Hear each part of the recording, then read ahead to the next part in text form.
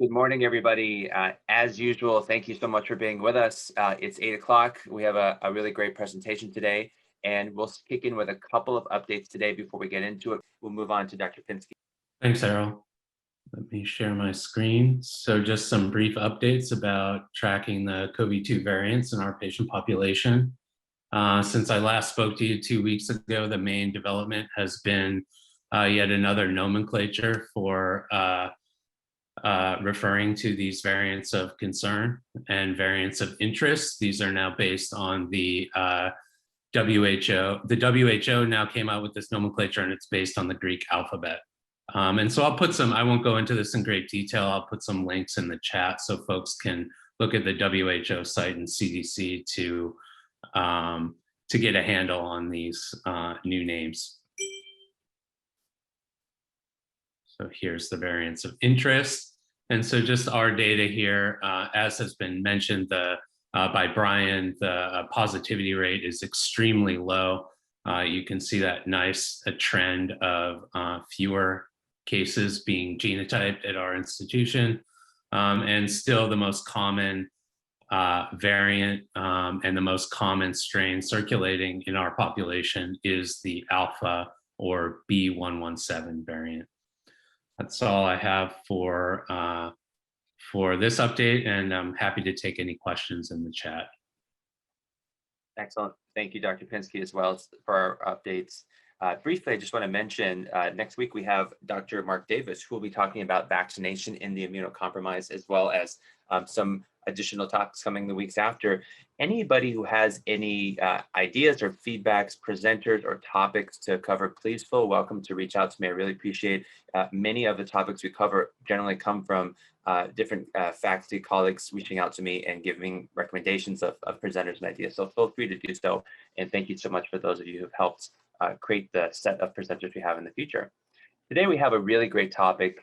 Today I'm happy to introduce Dr. Herbert Skip Virgin. Dr. Virgin is the Executive Vice President for Research and the Chief Scientific Officer for Vir Biotechnology. At Vir, Dr. Virgin oversees a team of scientists aiming to treat and prevent infections from infectious diseases via immunological methods. He got his bachelor's, his MD, and his PhD in immunology at Harvard. He did his internal medicine residency at Brigham and Williams, did his postdoctoral at Harvard, and within the Department of Microbiology and Molecular Genetics, and later came to Barnes-Jewish Hospital in Washington University in St. Louis to do his fellowship in infectious diseases. Since that time, he stayed on at Washington Hospital, and a big part of his career has been there, his academic career. In 2002, became full professor of pathology and immunology, and from 2006 to 2017, he was the chair for the Department of Pathology and Immunology. He is currently an adjunct professor of pathology immunology at Washington University Hospital, as well as an adjunct professor of internal medicine for UT Southwestern Medical Center in Dallas. He's a member of the American Society of Clinical Investigation, a member of the American Society for the Advancement of Science, the Association of American Physicians, American Academy of Microbiology, and the National Academy of Sciences. He's here to talk to us about monoclonal antibodies to conserve viral epitopes for current and future pandemics. And we're really excited to hear his talk about this and how it relates to variants. Dr. Virgin, thank you so much for being with us today. I'm going to stop sharing my slides so you can start sharing yours. And again, thank you for being here. We're happy to host you and happy to learn from you. Thank you, Errol. Let me get my slides up. Can you see this as a talk now in presentation mode? Look perfect. Okay, great. So thank you very much for the invite. It's really a privilege to be here and to have the opportunity to talk to you all. My training in infectious diseases and immunology has led to obviously an interest in how the immune system can be harnessed to do important things in control of infectious diseases and other types of disease. By way of introduction, I'm going to very briefly talk about a monoclonal antibody that's been in the clinic. And I'm just going to use that as a jumping off point to talk about the basic immunology of monoclonal antibodies as we currently understand it. And the reason that I think it's worth focusing on that in a grand rounds setting is because the things that have been learned now about monoclonal antibodies, how to think about their mechanisms and their clinical applicability and potential correlates of efficacy are such that I think it sets the stage so that we'll all be seeing a lot more monoclonals in the clinic, particularly for infectious disease, but for other diseases as well. So with that, by way of a brief introduction, these are my disclosures. I've founded 2 companies, Casma Therapeutics and Purion DX. And in addition to Vir, I maintain faculty positions, as Errol noted. So please memorize this. There'll be a test later. That's the legal disclaimers. And here's the purpose overview, a brief introduction to the monoclonal antibody that we've put forward into the clinic now under EUA. And I'll talk about its properties as a stepping off point. And then use that as a way into understanding or conceptualizing what are the characteristics of monoclonals that may optimize efficacy. And then that leads us to how antigens are selected to target and how that relates to variation in viruses.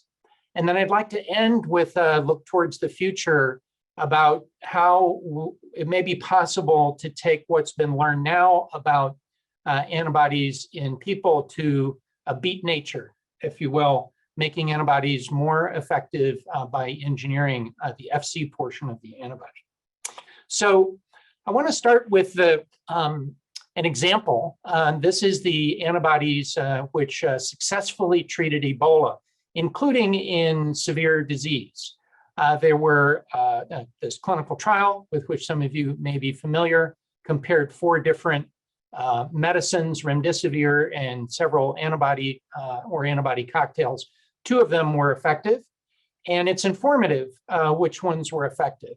One was a single monoclonal antibody called MAB114, discovered by scientists in Switzerland who are now with Vir, and then developed by the NIH, VRC, and a company with whom they licensed to whom they licensed the antibody. And that's a single monoclonal antibody given at the dose noted here.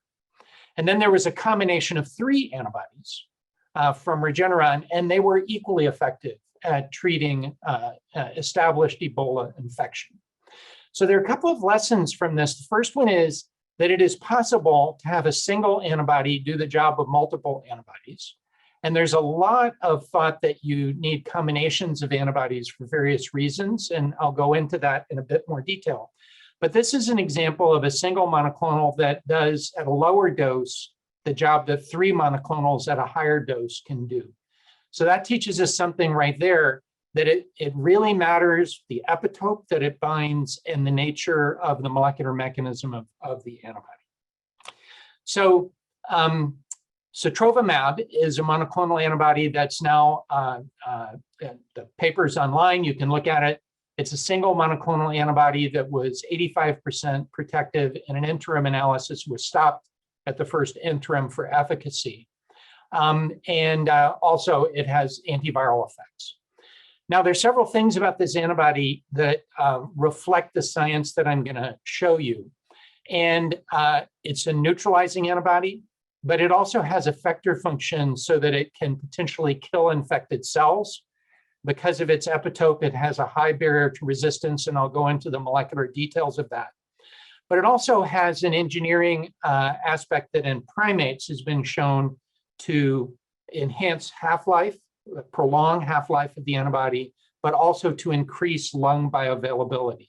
So that gets us into this idea that we can engineer antibodies to enhance their efficacy beyond what we can measure as a neutralization assay in a tissue culture dish. So that leads us to what is good and bad about antibodies. So I have 5 different major themes here. And so when an antibody interacts with a virus, it depends, its efficacy is controlled by the form of the virus that's actually bound and the viral spike. Effector functions, neutralization, treatment emergent variants, and natural variants. Now, within each of these things, there's things that are potentially good and bad. So it's really good if the virus, the antibody binds the relevant forms of the spike. So if a spike has a pre-fusion form and a post-fusion form, then it may be better to bind both or the prefusion form. But really importantly, these proteins are highly dynamic and highly structurally flexible. And so it really matters what part and what the forms are of the viral molecule as it changes conformation and does its job in enhancing infection. So it can be bad if the antibody has untoward effects or doesn't bind the relevant conformers, if you will, of that viral protein. Neutralization is great. It blocks the infection of new cells, but the most potent neutralizing antibodies in biology for both flu and SARS-CoV-2 are, as you will see, to the most variable parts of the virus. So while they can neutralize very well, they may target an immunodominant and structurally flexible part of the protein, which the virus can mutate with and still retain function. Okay?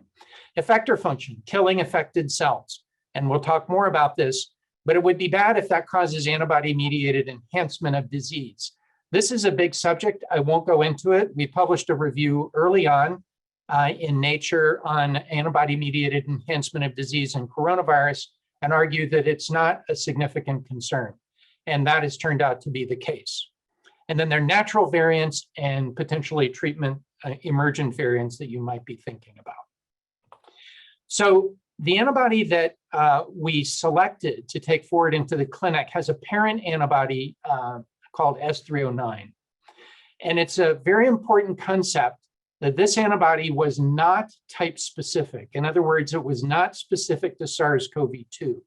It was isolated such that it would bind to and neutralize and have effector function against SARS-1 and SARS-2. And it therefore binds an epitope conserved across the sarbecoviruses, making it potentially, in concept, and I'll show you some data for this, more capable of dealing with viral variation while maintaining its ability to control the virus's infection. So this is a crystal structure of it. And what you're doing on this side is you're looking down at the viral spike, which is a trimer. And the trimer has this unique, kind of remarkable function that it can pop up one of its monomers, one of the 3 monomers that make up the trimer. And when it pops up, it can bind to ACE2, the receptor. And that's in red here. And so this antibody that I'll show you the details of doesn't actually block the interaction with the receptor. And there's a good reason for that. It's the only antibody that we know of that's been in the clinic so far with data that has the property that it doesn't block ACE2 binding. And you can see that it arranges itself in kind of this flower conformation. And importantly, when it binds to the viral spike protein, the FC portion of the antibody is exposed on the outside, allowing that FC portion to interact with cells of the immune system which bear FC receptors. So it can neutralize the virus by virtue of this interaction, but it can interact with the immune system by virtue of the fact that the FC portions are hanging off the spike protein in an accessible place so that the immune system can be brought to bear. So this is a simple neutralization. The antibody neutralizes SARS-CoV and also SARS-1 pseudoviruses. And so that's good. And this is the easiest story to tell about antibodies. It's very easy to explain that antibodies work because they neutralize. But I'm going to make the immunologic argument that that's a true statement, but far from sufficient to understand antibodies. And there's a particular biophysical property of this S309 antibody shown on the right, which is highly relevant to these additional functions beyond neutralization of antibodies.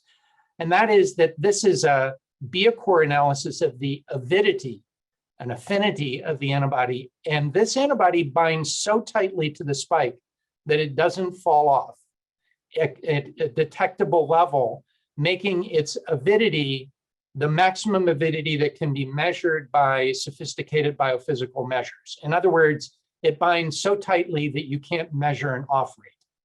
So that means that when a viral protein is expressed on the cell surface and this virus antibody binds, it's not going to fall off very easily. Okay, so hold that thought. So neutralizing, very slow off rate. Now, why am I making this point about neutralization and effector functions? So this is some work from Rockefeller with the paper shown down here. And this makes a point which I have to say is known for every single antibody virus system where it's been analyzed.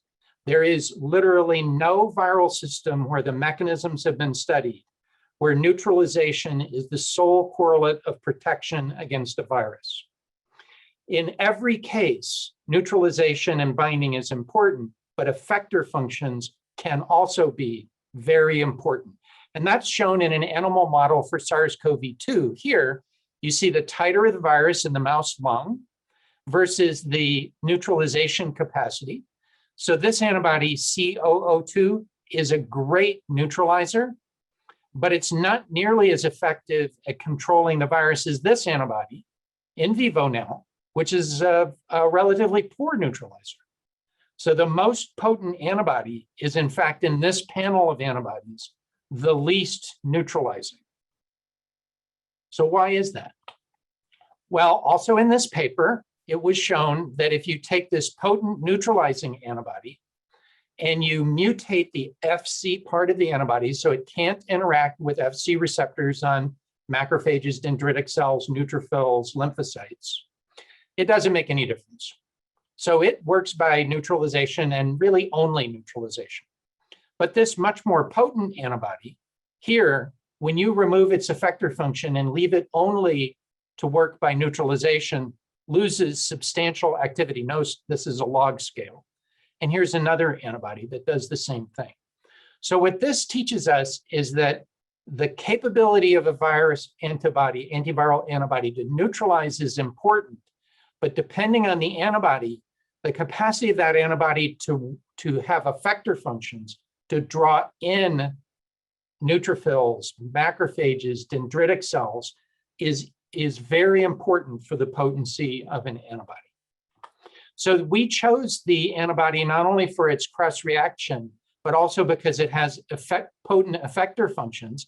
Here measured is antibody-dependent cell-mediated cytotoxicity, which is the capacity of human primary natural killer cells to kill a target cell expressing the viral spike, shown here. And this is antibody-mediated phagocytosis, which is the capacity of primary human monocytes to phagocytose and kill a cell which expresses the viral spike. So many antibodies don't have these properties, despite the fact that they can be neutralizing. Having both is, we believe, a good idea. So then if you think about an antibody and you admit to the immunologic principle that neutralization is important, but effector functions also can matter, you can envision selecting the antibodies of the future to have the proper mix of those two types of properties, the neutralizing and binding property and the effector function property. Now, when we go to the neutralization end of the spectrum, we have to think about the epitope. So what causes a virus to vary in a pandemic? And there's a lot of focus on the intrinsic error rate of viral polymerases, and that's important. But that is far oversimplified in the real world. All of these factors listed here control the rate of variation. And what we're seeing in the SARS-CoV-2 pandemic now is the net consequence, the emergence of the variants, of the interplay of the mistakes made by the polymerase, the fitness of the viruses, the virulence of the viruses, immune selective pressures on epitopes in the virus, the effects of vaccination or natural immunity to recovery. I'm going to talk about ping pong transmission between species, and very importantly, the sheer size of the pandemic. So there are so many people infected that the mutation rate can be extremely high. Variation in the antigenic sites, that's a really key one, and I think an underappreciated one in the broader medical community. So that's where I'm going to go next. So S309, the parent antibody, binds in a site which is distant from where ACE2 binds. So ACE2 is the receptor, and this is just an amino acid alignment of the SARS-1 on top and SARS-2 on the bottom. And these blue amino acids, that's the ACE2 interacting interface. And then this much more conserved part of the protein, that's the part that this antibody binds. Now, remember, we selected it because we wanted something that was cross-reactive. We want to prepare against SARS-CoV-2, but also to have an antibody that might work against future pandemics. So we don't want it to be specific to SARS-CoV-2. We want it to be effective, but we want it to cover additional viruses. And there's a very simple thing that was obvious from last April. And I'm going to argue that the emergence of these variants was predictable 100% from the beginning, from the literature of SARS-CoV-1, SARS-1. But if you just look at the letter code here at the top for SARS and the letter code here at the bottom, you can see there's a lot of variation in this blue part. That's the part that interacts with the receptor. And the bad news for us is that both SARS-1 and SARS-CoV-2 bind to the same receptor with exquisitely high affinity. So you can just look at this amount of variation and see this part of the viral spike protein is very variable and can still do its job. It may not be good to target this because it's so variable in a vaccine, for instance. So in flu, you're very familiar with this concept of antigenic drift. So for instance, the H1N1 in 1999 mutated in the hemagglutinin protein. These red are the mutations, or 14 mutations. There's an about 8-fold loss of titer in binding or neutralization by human antisera. And this is a big enough difference to matter to flu vaccination, okay? So let's just look at CoV-2. This is CoV, this is 229E over 8 years, 17 amino acid changes, 8-fold variation. This is SARS-CoV-2, 12 amino acid changes, 11-fold variation. So right here, we can see that the amount of drift we're already seeing. So now we know there's more conserved and less conserved parts of the spike, and that the amount of variation is very similar between influenza, where we know we need protection have minimal protection by natural infection year over year, and SARS-CoV-2. Now, another aspect of the mutations is shown here. This is that spike protein now in a ribbon diagram. And all the colored mutations are things you just saw in your report on circulating mutations in the Stanford community. And so the color code is the mutations in the different variants of concern. And then those have been mapped onto the spike, yellow, red, green, et cetera, matching over here. But now you see these species, which are all around. These are the species within which these mutations have been shown to matter. So for instance, that 501Y, that's the most common single amino acid, looks like in your local data, adapts the virus to grow in mice and other rodents. So this virus, SARS-CoV-2, has an extremely broad species capacity. It's pan-species virus. And so it's entirely possible that these mutations don't just have to do with immune evasion, but open up the opportunity for the virus to disappear into another species and come back, as happened with minks in Europe and could conceivably happen more broadly. This is not under surveillance in detail, and I think it's a very important concept as we think about the future of the pandemic. I mean, we all know about the antigenic shifts that happen with flu as crossing species. It's possible this virus will do the same thing.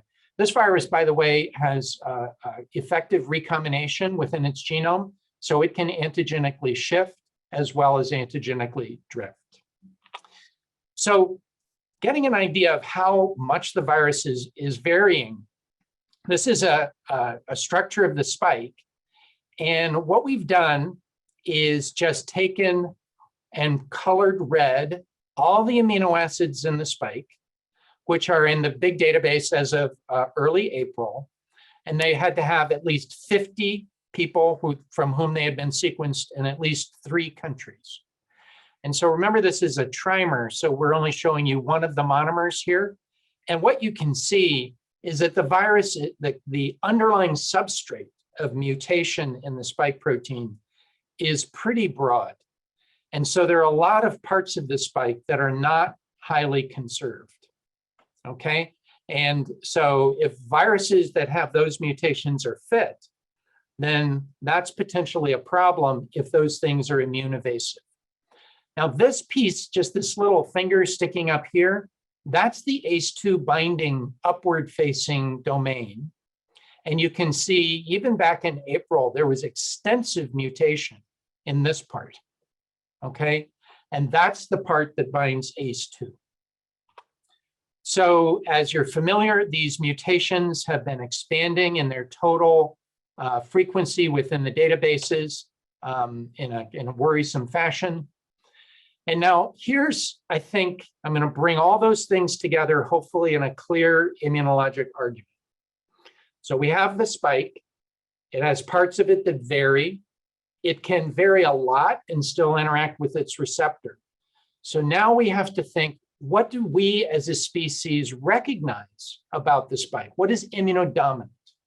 And so this is a study that was performed by Vir scientists, where we've isolated over 800 to 1,000 human monoclonal antibodies and studied them. And we've crystallized or done cryo-EM on a number of them. And all these colored things here, those are FABs from individual antibodies where we've determined the structure at atomic resolution.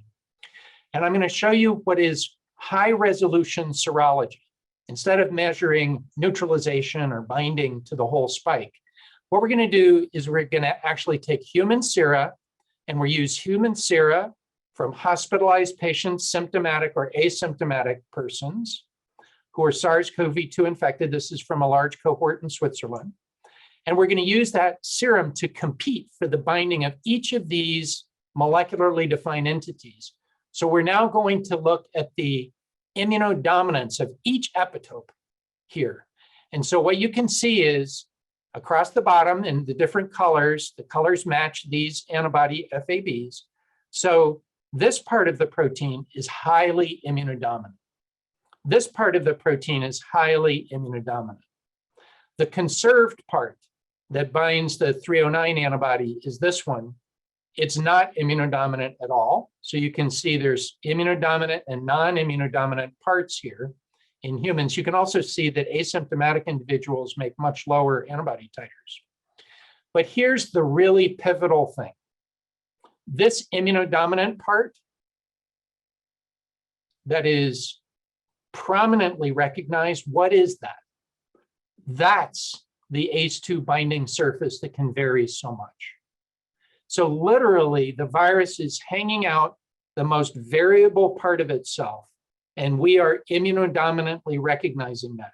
This is exactly what happens with influenza hemagglutinin. We make antibodies to the head of the hemagglutinin, which is substantially variable over time. Those are very potent neutralizing antibodies, but they don't work year over year. So the virus immunodominant parts are this part of the spike protein which binds the receptor, called the receptor binding motif, or RBM. RBM is immunodominant. I'm going to show you now how variable it can be and still work. So we took a number of different spike proteins from pangolins and bats and all sorts of other things, and just mapped out the amino acid conservation. And just like I showed you from that very first diagram, this part of the protein where some of the viruses vary enormously, that's that RBM motif. And it can vary a lot, 35% identity, and still interact with ACE2. So all these blue arrows are viruses that use exactly the same receptor. So the most divergent part can vary. What you're looking at is structural plasticity. The virus has evolved so that it can massively vary this single part of its cell attachment protein and still work just fine. And our immune system thinks targeting this part is a good idea. So this is now the clinical antibodies, and I've shown that variable surface in purple here. And these are all the different antibodies. Now in crystal structures, you can see they all bind to the spike protein, and all of them except sotrovimab binds this top part, this saddle-shaped thing, which is the receptor binding motif. So literally, our immune system and many antibodies that we make, as exemplified by these antibodies, which are effective in the clinic against the original strain of the virus, they're targeting the most immunodominant and most flexible part of the protein. And this is now a more formal analysis of that. So what I'm showing you here, this is the spike protein. This is the part that interacts with the receptor. And then this is the epitopes, colored in green for all the different antibodies. And what you can see is that overwhelmingly, the monoclonal antibodies that are in the clinic that are reflective of very potent neutralizing antibodies target, with the exception of sotrovimab, the most variable part of the virus. This is also immunodominant for vaccines. I find this important for thinking about how we move forward. The most immunodominant part of the protein is the most variable part of the protein. So that then, of course, allows one to have all these different variants. Many of these variations are now in this part of the protein. And so if you have an antibody to a conserved epitope, which is this top one here, or this, which is binding away from this variable part, you get the ability to bind to and neutralize pseudoviruses in vitro and also live virus in vitro. So I think that this really goes to the issue as we look forward in the future to seeking antibodies to highly conserved epitopes. You don't have to have that extra bit of neutralization if you're targeting part of the protein that's highly variable. So the last thing I'm going to tell you just in a few minutes is, so I've argued that conserved epitopes are important immunologically. I've argued that there is a potent role for effector functions. So can we leverage that to make antibodies better? I'm going to show you some animal data that we worked on in collaboration with Jeff Ravitch at Rockefeller. So this is the concept of a vaccinal antibody. Can we make an antibody that not only stimulates all the effector functions and the neutralization I showed you, but can we make it so that it elicits T cells at the same time? Basically, the concept is the antibody could theoretically vaccinate against a person against their own infection. Now, why do we think that's even semi-reasonable? So first of all, antibodies are not just neutralizing machines. They interact with lots of parts of the immune system. They can have immunosuppressive and immunostimulatory effects on immunity. And there's a good reason for them not to cause T cell responses to their antigen. And that is, for example, if you have trauma to the thyroid in a car accident, you can elicit, for at least transiently, antibodies that react to self-antigens to which you're not tolerant. You can imagine if those autoantibodies triggered T cell immunity, that would not be a good idea. Evolutionarily, not very helpful. But now when the antigen is not a self-antigen, why not have the antibody vaccinate? And so these effector functions of the FC part, a negative, if you make them too potent in inducing T cell immunity and they bind a self-antigen, they might induce autoimmunity, but they might also protect against infection. So this is an experiment in a mouse, which has had all its mouse FC receptors knocked out and all of them replaced with the human FC receptors. And this is a flu antibody. And there are two antibodies here, the blue antibody and the black antibody. And the black antibody is a standard human IgG1 antibody. And the blue carries what's called a vaccinal mutation. And I'll explain what that is in a moment. But what you can see is that this antibody is 5 times more potent at preventing flu in this case, in this animal model, because it has that vaccinal mutation.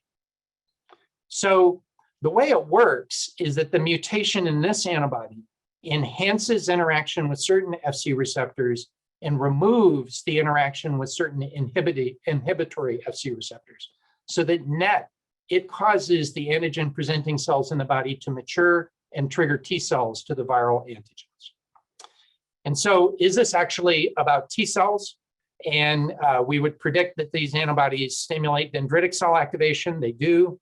They stimulate T cells. They do. But really importantly is this right-hand side. This is, I think, a pretty fundamental point about antibodies. So the red line is the vaccinal antibody. All the mice live at this dose of flu. The black line is the wild type antibody. Half the mice survive.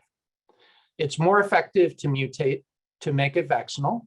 And is it really vaccinal? Well, yes, it really is, because if you take these mice and deplete CD8 T cells, you make the antibody just like a regular antibody.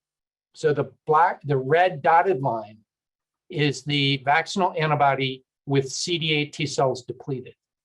So not only are the CD8 T cells important in this animal model, but that makes the antibody capable of treating established infection. And this is the last data slide. So these animals were given flu and waited till they started to get sick. And even high doses of a regular antibody are ineffective. But these vaccinally mutated antibodies can be effective at treating established viral infection. So this opens up the possibility that we can improve on nature by engineering the antibody to elicit responses that we want, customize, if you will, the immunologic effects of an antibody. So if we go back, the neutralization is good, but it would be great if you can target something that doesn't vary. That protects you against natural variants. Having potent effector functions can add to neutralization. And if you bind the right part, a conserved part of a viral protein, you can end up with substantial efficacy. And with that, I'll thank you very much for your attention. I've introduced the antibody, talked some about the immunology, and I hope that helps set the stage for how you might think as clinicians and physicians about antibodies that you see develop over the next 5 to 10 years. And thank you very much for your attention. Dr. Virgin, thank you so much for that really great presentation and for all the work that you've been doing before the pandemic, clearly, but especially during the pandemic as well. I have a few questions here coming up, and if anybody has questions, feel free to put them as well. Dr. Ash, who's our Associate Dean of Research for the School of Medicine, asks, if we start targeting the conserved part of the protein, might we induce the variability we are trying to avoid? Wow, what a great question. So the answer is, this is fundamentally a matter of the following principle, and I think it's a very important question, then I'll answer it. So we could see that there's not variation because it's not immunodominant. In other words, it's not under selective pressure by the immune system. Maybe that's why it doesn't vary. There's another possibility, and that is that it doesn't, the conserved epitopes, of which there's more than one, we've identified several others actually as well. It could be that they don't vary because the virus needs to retain that conformation for its function. In other words, that if it varies too much, if the virus becomes unfit. And that's where picking conserved epitopes that span across a very large number of viruses comes in.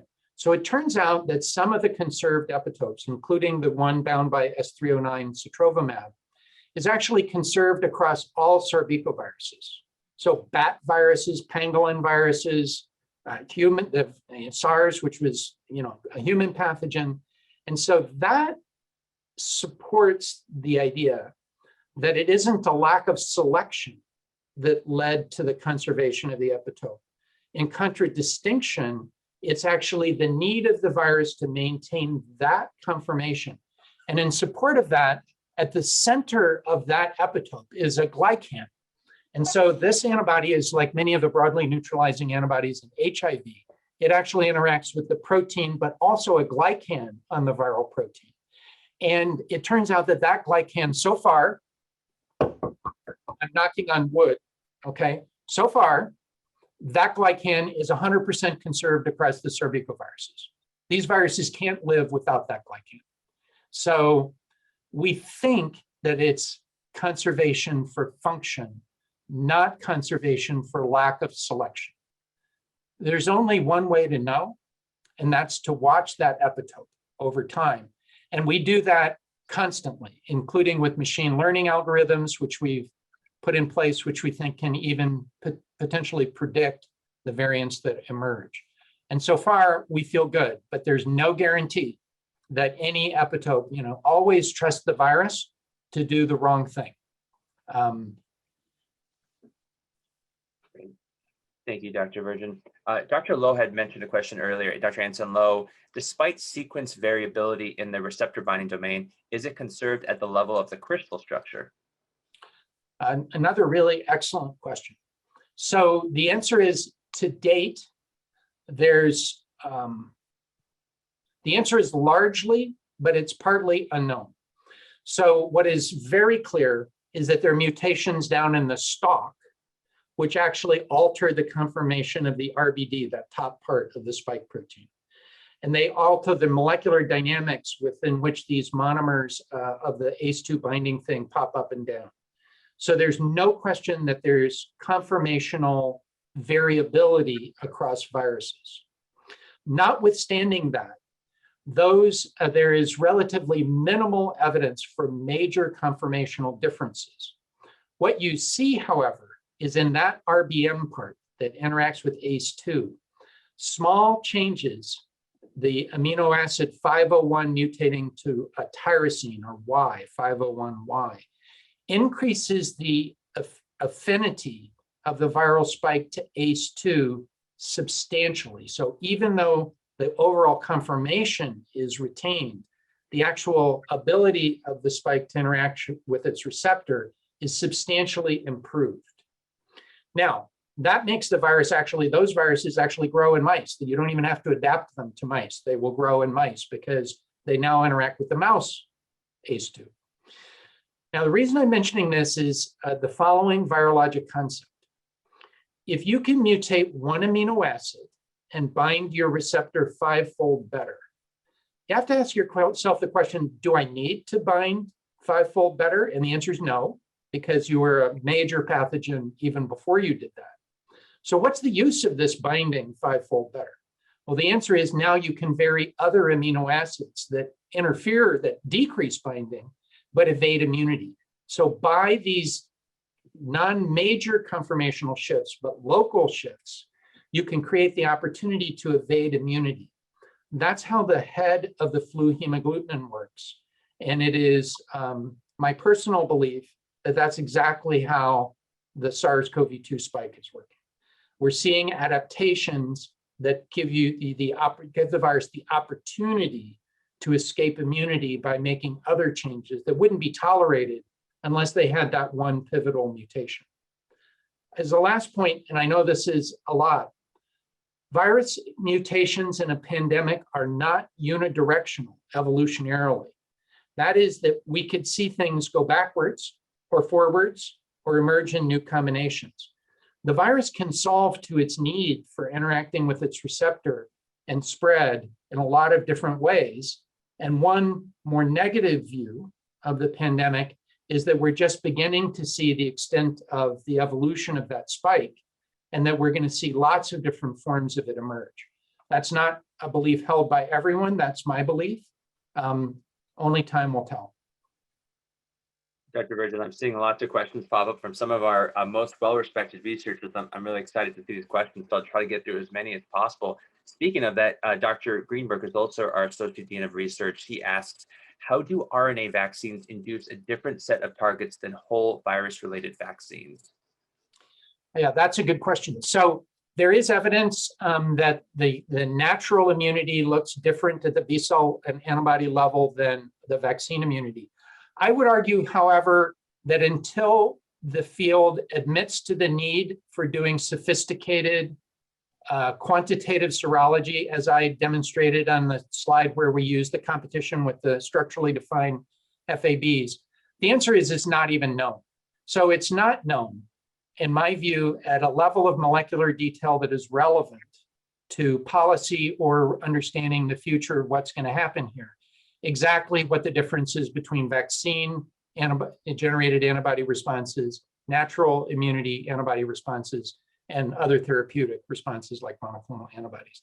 And the reason is because the assays that are used are the easy assays, neutralization, binding, are just not detailed enough. Even more important, and something that you really should look at in the literature, people use different cell lines to measure these neutralizing titers, and there are massive differences between the different cell lines and how they read antibody neutralization out. And in particular, when you overexpress ACE2, it makes it a lot easier to do assays, but it substantially changes vaccine antibody and monoclonal antibody efficacy. So you really have to be cautious about this. The field has only begun to standardize these processes. So the WHO and other groups are now having standard sets of reagents so that everybody can be doing the same thing. It's a little bit like the Wild West right now. So you look at one paper, you look at another paper, the assays can be so different that you can't compare them. This next question, interesting one, maybe a challenging one. Can you offer a possible explanation for why improvement in long COVID after vaccination in some patients is occurring based on your work? Well, okay, now that gives me permission to speculate wildly in the complete absence of data, okay? So assume that everything I say from here is just wild speculation. So my read of the literature, as I understand it in COVID long, is that it's not a single disease, but that it is a real syndrome, but that there may be stratification of patients within it.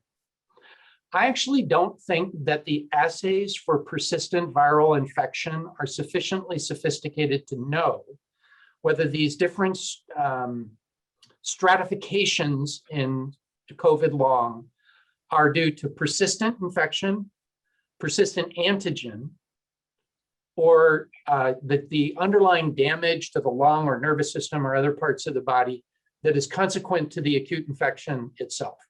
So I think there's a lot of pathophysiology that's not known. If, however, you believe that some subset of those COVID long patients actually are persistently infected or have persistent RNA encoding proteins, come back to that in a minute, or consistent antigen, then you could actually see how an antibody or a vaccine might make a difference by helping clear out the residual pathogenic, either live virus or viral antigens. Everyone should look carefully at the literature on subacute sclerosing panencephalitis, an extremely rare disease caused by defective measles virus replication in the human nervous system, triggering T-cell mediated autoimmunity to the CNS neurons. The principle here is that you don't have to have a live virus to have a virus-induced antigen and a virus-induced autoimmune process. I'm not proposing that that's the cause of COVID long. I'm just pointing out that there are examples in human biology where persistent antigen, independent of live virus, can cause very substantial disease. And I think that's an interesting hypothesis for perhaps some of the disease that we see emerging as COVID long. Dr. Weinberg asks, do you think that any single monoclonal antibody will ever be able to be as effective as the monoclonal response as generated in vivo or mimicked by broad cocktails of monoclonal antibodies? I do not believe that you need broad cocktails of monoclonal antibodies to be effective. I think the data argues against that. And so I think if you have the right antibody with the right combination of binding, neutralization, and effector function, you can mimic the efficacy of polyclonal antibody. I think the vulnerability of single antibodies has to do with the possibility of the emergence of resistance, and their combinations of antibodies clearly have an advantage. But I just don't think the data supports the idea that you have to have more than one antibody to have an effect. Now, whether they will ever be as good as polyclonal, I think it really depends on the conservation of the epitopes targeted by the antibodies. In flu, if you targeted with 5 antibodies, the hemagglutinin head, it's not going to be year over year a good cocktail. If you target the stem, which there are epitopes conserved across all 18 hemagglutinin types in influenza, they're potent monoclonal antibodies to all hemagglutinins. If you target that, now I think you can get to the place where you can deal with the variation over time and still have efficacy. Those antibodies tend to require effector functions in order to get the full potency in vivo. That's a bias on my part. Dr. Grimes asks, are there conserved nucleocapsid protein epitopes that might serve as good antigens? Yeah, this is a really good question. So to date, the data suggests that the nucleocapsid or the core or other structural proteins other than the spike are not good antibody targets in SARS-CoV-2. Now, if you look at yellow fever, you look at other virus families, they're definitely protective antibodies, including monoclonals and polyclonal, which bind to non-cell surface proteins, such as the capsid, okay? So it is entirely possible in biology that you would have a potent antibody that bound core, for instance. That hasn't been demonstrated, and I think overwhelmingly the correlative data suggests that the spike is the major protective epitope for the antibody response. Having said that, the T cell response is massively cross-reactive across these non-structural proteins. So a form first of the question is, maybe we should be using multiple antigens because the T cell response will be more cross-reactive. That I think is strongly supported by the data. Dr. Leibowitz asks, to which part of the spike do the antibodies induced by mRNA vaccines bind, variable or conserved? They bind a mix of both, but to the extent that we've looked at it and in the literature, the dominant epitope is that RBM part that sticks up that is highly variable. Now, but there are responses. I think it's very important not to answer a question like this incorrectly as dichotomous. Oh, they bind all here, they bind all there. There's clearly antibodies to other epitopes in addition to that in the RNA vaccinated individuals and the other vaccines. The question is, what is dominant, what is not dominant, and what will last long, and what will be susceptible to mutation? Those are, I think, open questions for us. I mean us as a species, not us as researchers at VIR or immunologists. Dr. Levy asks, we give Rh antibodies to prevent vaccination of Rh positive babies against other Rh, such as in Rogram. How does that biology relate to your hope for a vaccination effect of antibodies? That is a great, thank you, Ron, for that question. That is a great question. So first of all, in the literature, in the last 100 years, you can take animal models. This is a great model example in humans, where antibodies can either enhance or inhibit T cell responses to a given antigen. So you can find whatever you would like. It depends on the antigen, the antibody, et cetera, et cetera. So this is the issue of, can an antibody block an immune response? And I think the most reasonable possibility is that the antibody, if it was shielding the epitope, binding to a key epitope, could the antibody prevent that from stimulating B lymphocytes and therefore block an antibody response to that epitope? I think that that's hard to attain quantitatively because you'd have to cover all the epitopes, or at least a large proportion of them. But I think it's an open question in human biology as to whether an antibody binding to a specific epitope, even the RBM, the variable parts, in a given strain, of course, they're conserved. Will one of those antibodies block a vaccine antibody response to that specific epitope? I think it's a good question, and it should be answered in clinical trials. I think the immunologists, myself included, can speculate till the cows come home, but there's nothing quite like data to answer the question. Dr. Virgin, perhaps I'll get to one more question here as we're about to hit 9 o'clock. Dr. Leibowitz asks, have you tried to modify the epitope to see if it is still effective at binding, or are you only watching it among different species over time to see if it undergoes natural modification? Yeah, that's a great question. Thank you for that question.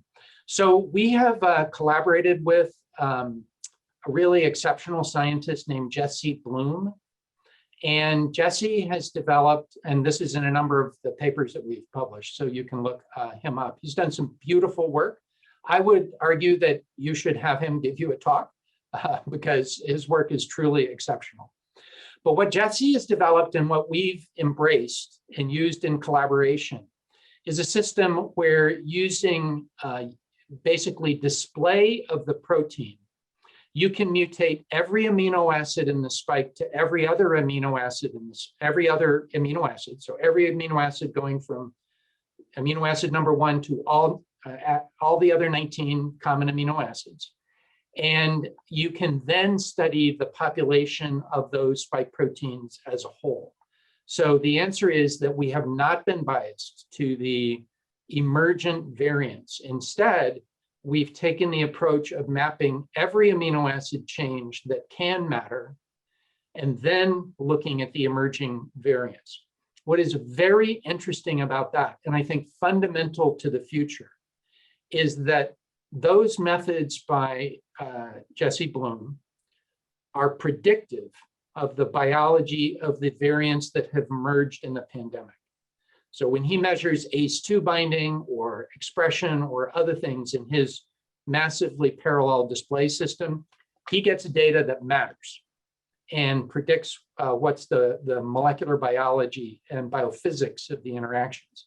This is a real advance because it takes you away from this idea that you're going to be really smart and look at a three-dimensional structure and a crystal structure and predict what's going to happen. That works sometimes, but the truth is that these proteins are highly dynamic. These proteins are not in one conformation. And so the crystal structure freezes something and it gives you great information, but is an enforced bias about how that protein looks and works. This method and others that are evolving rapidly, but this method in particular I'd call out, get you away from that kind of bias and get you to actually ask the broader question, which I think is behind the question that you asked. So possible, we're doing it. And so far, it makes sense. That is that the conserved epitopes stay conserved. The antibodies that are to conserved epitopes have fewer vulnerabilities, et cetera. There's really a broad literature of that, and we have multiple papers in review right now using that technology. Dr. Virgin, that was really fantastic. Thank you so much for everything you're doing, and of course, being with us this morning. I apologize for the couple last questions we didn't get to, but we got through a lot of those questions, and they were really great ones. Again, thanks for being with us. I wish everybody has a great rest of the week. Thanks for our panelists for hanging back with us as well. And again, Dr. Virgin, thank you so much. Thanks for your time and the questions. Very enjoyable. Thanks for being with us.